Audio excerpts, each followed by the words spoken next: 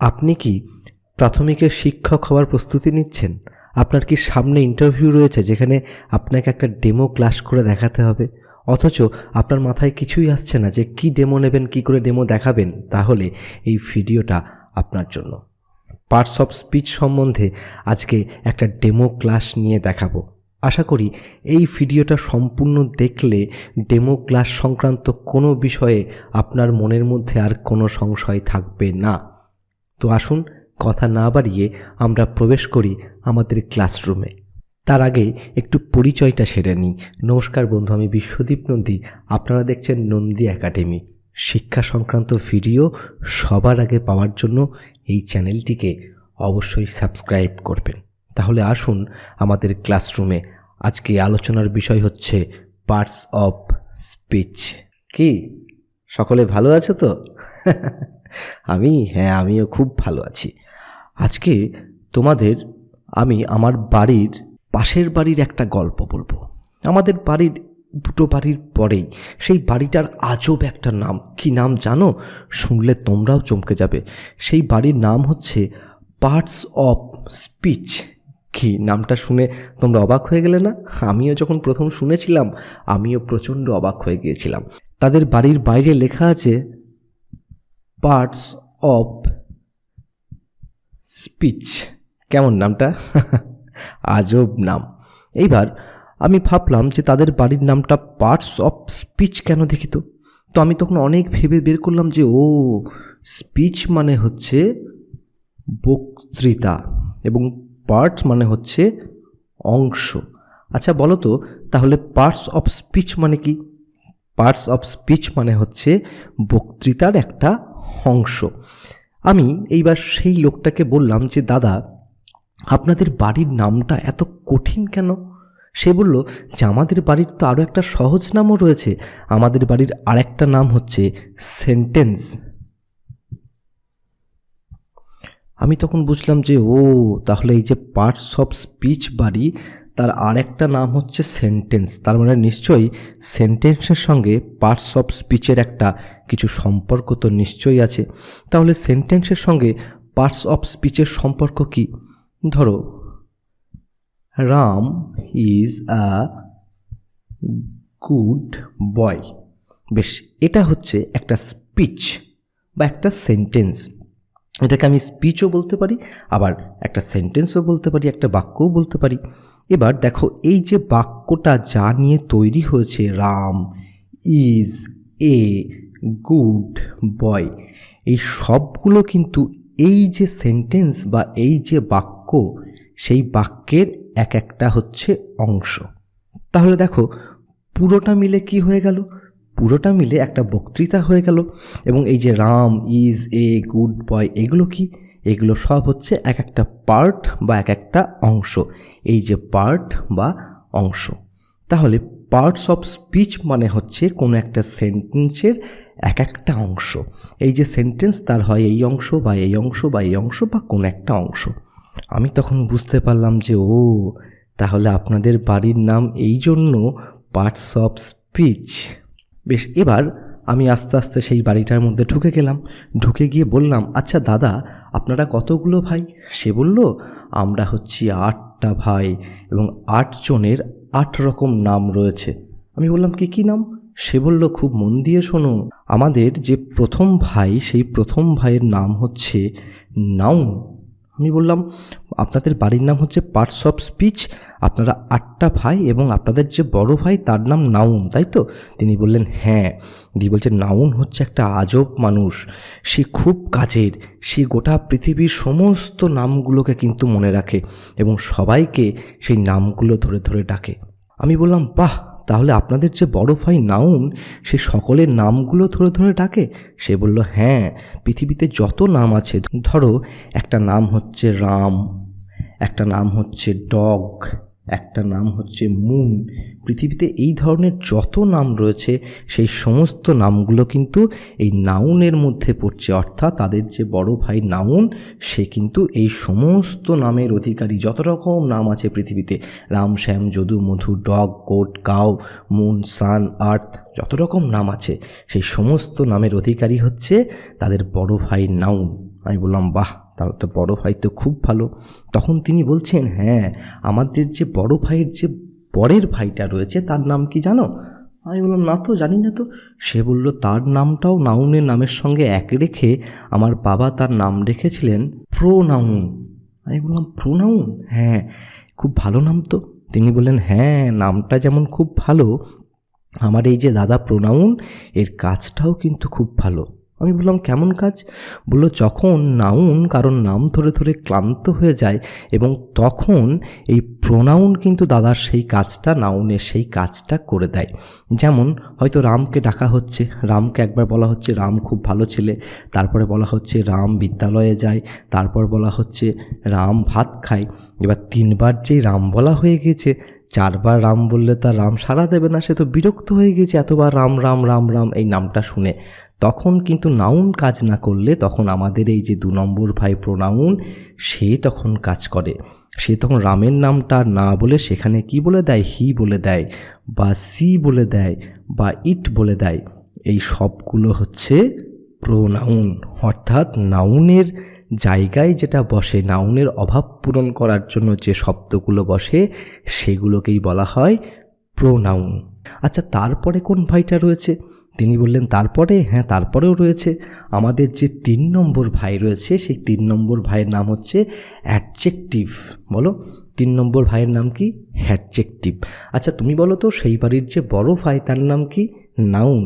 তুমি বলো নাউনের পরে যে ভাইটা রয়েছে সেই ভাইয়ের নাম কি? প্রোনাউন। হ্যাঁ, তাহলে আজকে এবার 3 নম্বর ভাই যে অ্যাডজেক্টিভ, সেই 3 নম্বর ভাই সম্বন্ধে জানব। তখন তিনি বলছেন যে আমাদের যে 3 নম্বর ভাই, সে হচ্ছে একটা বড় মাপের গোয়েন্দা। তোমরা শুনেছো না কত গোয়েন্দার নাম? কিরিটি, ব্যোমকেশ, তাই না, ফেলুদা। সেই রকমই এই যে 3 নম্বর ভাই অ্যাডজেক্টিভ, সেও হচ্ছে গোয়েন্দা। তার কাজ হচ্ছে সকলের দোষ গুণ এইসব খুঁজে খুঁজে বেড়ানো, কার কী দোষ রয়েছে, কার কী গুণ রয়েছে, কে কোনটা ভালো পারে, কে কোনটা খারাপ পারে, এই সব কিছু খুঁজে খুঁজে বেড়ায় কিন্তু অ্যাডজেক্টিভ। যেমন তখন তিনি বলছেন 4 নম্বর ভাই যে রয়েছে সে কিন্তু খুব কাজের মানুষ, সে খুব পরিশ্রমী। পৃথিবীতে যত কাজ রয়েছে সেই সব কাজ কিন্তু আমাদের সেই 4 নম্বর ভাই করে। আমি বললাম তাহলে নামটা কি? তিনি বললেন 4 নম্বর যে ভাই, সেই 4 নম্বর ভাইয়ের নাম হচ্ছে ভার্ব। আমি বললাম ভার্ব? বাহ, খুব ভালো নাম তো। তিনি বলছেন হ্যাঁ, নামটা যেমন ভালো, তার কাজটা কিন্তু আরও ভালো। পৃথিবীতে যত রকম কাজ হয় সেই সকল কাজ কিন্তু আমার এই ভাইটা করে থাকে। এই ভাইয়ের মাধ্যমেই কিন্তু সমস্ত কাজ হয়ে থাকে। যেমন ধরো ছোটা, খাওয়া, পড়া, লেখা, তাই না, ঘা দেওয়া, শব্দ করা, কথা বলা, এই যত রকমের কাজ আছে সেই সকল কাজগুলো কিন্তু এই ভার্ব, এই ভাই কিন্তু করে থাকে। অর্থাৎ যেমন বাক্যের মধ্যে ভার্ব না থাকলে যেমন সেই বাক্যটা সম্পূর্ণ হয় না, তেমনই তিনি বলছেন যে আমাদের এই 8 ভাইয়ের মধ্যে আমাদের এই 4 নম্বর ভাই ভার্ব, সে যদি না থাকে তাহলে কিন্তু আমরা কোনো কাজ করতে পারি না। তারপর আমি বললাম যে 5 নম্বর ভাইকে?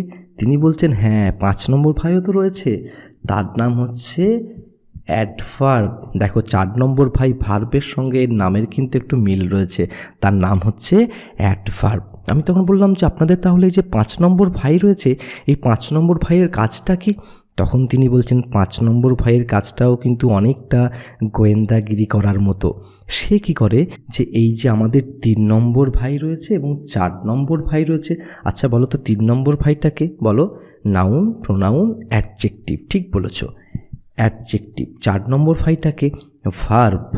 অর্থাৎ তাদের যে 3 নম্বর ভাই অ্যাডজেক্টিভ আর 4 নম্বর ভাই হচ্ছে ভার্ব, এই অ্যাডজেক্টিভ এবং ভার্ব এই 2 ভাইয়ের মধ্যে এই যে অ্যাডভার্ব, সে বলছে নজরদারি করে। সে সব সময় দেখে যে অ্যাডজেক্টিভ কী কাজ করছে, ভার্ব কী কাজ করছে, এবং সঙ্গে সঙ্গে সে নিজের ওপরেও নজরদারি চালায়। আমি বললাম যে ও আচ্ছা আচ্ছা, ঠিক আছে, বেশ বেশ। তাহলে এর পরের ভাইটা কে রয়েছে? তখন তিনি বলছেন যে হ্যাঁ, এর পরেও তো 6 নম্বর ভাই রয়েছে, তার নাম হচ্ছে প্রিপোজিশন। আমি বললাম বাহ, এই নামটাও তো খুব সুন্দর নাম, প্রিপোজিশন। আচ্ছা, এই প্রিপোজিশনের কাজ কি? তখন তিনি বলছেন প্রিপোজিশনের কাজ হচ্ছে সবার মধ্যে সম্পর্ক বজায় রাখা। প্রিপোজিশন সবার মধ্যে সুসম্পর্ক বজায় রেখে চলে। আমাদের যে ভাইগুলো রয়েছে, আরও 7টা ভাই, সেই সকল 7টা ভাইয়ের সঙ্গে একে অপরের সঙ্গে সম্পর্ক গড়ে তোলে।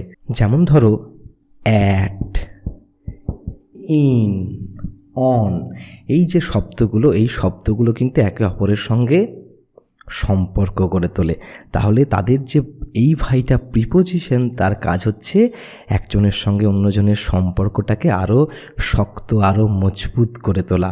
আমি বললাম বাহ, এর কাজটাও তো খুব ভালো। এরপর আমি বললাম যে আপনাদের তাহলে 7 নম্বর ভাইটা কে রয়েছে?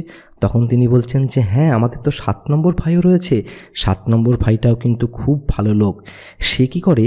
সে এক বাড়ির সঙ্গে অন্য বাড়ির সম্পর্ক তৈরি করে, এক পাড়ার সঙ্গে অন্য পাড়ার সম্পর্ক তৈরি করে। আমাদের যেমন 6 নম্বর ভাইটা ছিল প্রিপোজিশন, সে যেমন আমাদের মধ্যে সম্পর্ক গড়ে তুলছিল, দুজনের মধ্যে সম্পর্ক গড়ে তুলছিল, আমাদের 7 নম্বর ভাইটা সে কিন্তু কনজাংশন, সে কিন্তু একটা পাড়ার সঙ্গে অন্য পাড়ার, একটা বাড়ির সঙ্গে অন্য বাড়ির সম্পর্ক গড়ে তোলে। তখন আমি বললাম যে বাহ, এ ভাইটাও কিন্তু খুব ভালো ভাই। আচ্ছা, আপনাদের শেষ ভাইটাকে, সব থেকে ছোটো ভাইটা? তখন তিনি বলছেন সব থেকে যে ছোটো ভাই সেটা হচ্ছে 8 নম্বর ভাই। সেই 8 নম্বর ভাই হচ্ছে ইন্টারজেকশন।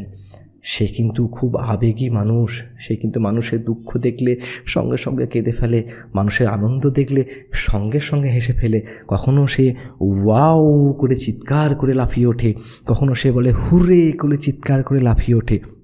অর্থাৎ আমাদের 8 নম্বর ভাই তো খুব ছোট ভাই, কাজে সে একটু আবেগী ভাই। সে মানুষের কষ্ট দেখলে কেঁদে ফেলে, আনন্দ দেখলে চিৎকার করে আনন্দে উল্লাস করে ওঠে।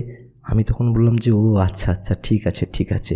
তার জন্য আপনাদের যে বাড়ি, সেই বাড়ির নাম হচ্ছে পার্টস অফ স্পিচ, তাই না? বুঝতে পেরেছি।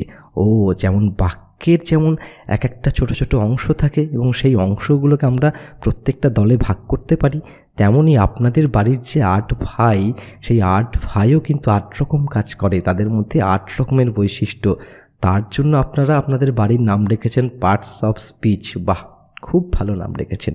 তাহলে তোমাদের গল্পটা কেমন লাগলো দেখো। তাহলে আমাদের বাড়ির পাশে সেই বাড়ির গল্পের মধ্যে দিয়ে তোমরা কিন্তু পার্টস অফ স্পিচ সম্বন্ধে একটা ধারণা পেয়ে গেলে, তাই না? আচ্ছা, ঠিক আছে, সবারই কেমন লেগেছে বলো। আচ্ছা, এর পরদিন যখন ডিটেল পড়াবো পার্টস অফ স্পিচ সম্বন্ধে, তখন তোমরা আজকের কিন্তু এই গল্পটা মনে রাখবে, তাহলে তোমাদের সেদিনকে শিখতে আরও অনেক সাহায্য হবে, ঠিক আছে? এবং এই 8 ভাইকে noun, pronoun, adjective, verb, adverb, preposition, conjunction, interjection, এই 8টা ভাইকে কিন্তু তোমরা কোনো দিন ভুলবে না। কেন না, এই 8টা ভাই কিন্তু খুব ভালো, তাই তোমরা সকলে এই 8 ভাইয়ের নাম কিন্তু অবশ্যই মনে রাখবে। বেশ, ঠিক আছে, সবাই নিজের জায়গায় চুপচাপ বসো, তোমাদের সঙ্গে আবার অন্য কোনো একদিন দেখা হচ্ছে, ঠিক আছে? বেশ, পার্টস অফ স্পিচ নিয়ে ভিডিও দেওয়ার জন্য অনেকে আমাকে অনেক কমেন্ট করেছিলেন। আজকে তাদের কথা মাথায় রেখে আমি আপনাদের জন্য এই ভিডিওটা বানিয়েছি। এখান থেকে বিশেষ বিশেষ অংশগুলোকে নিয়ে আপনি আপনার মতো বানিয়ে নেবেন। হয়তো আপনি নাউনটাকে সিলেক্ট করলেন, তাহলে গল্পটাকে একই রেখে নাউনের কিছু এক্সাম্পল, কিছু বাক্য, সেই দিয়ে তার ব্যাখ্যাটা তার মধ্যে ঢুকিয়ে দিন। আপনি হয়তো প্রিপোজিশনটাকে সিলেক্ট করলেন, তাহলে প্রিপোজিশনটাকে ব্যাখ্যা করে গল্পটাকে একই রেখে সেখানে কিছু বাক্য ঢুকিয়ে দিন, কিছু উদাহরণ ঢুকিয়ে দিন। এরকম করে নিজের মতো একটা ক্লাস বানিয়ে নিন। বেশ, তাহলে দেখা হচ্ছে আবার অন্য কোনো এক ভিডিওতে, অন্য কোনো এক দিন। ততক্ষণের জন্য আমাকে বিদায় দিন। আর হ্যাঁ, অবশ্যই সাবস্ক্রাইব করতে কিন্তু ভুলবেন না।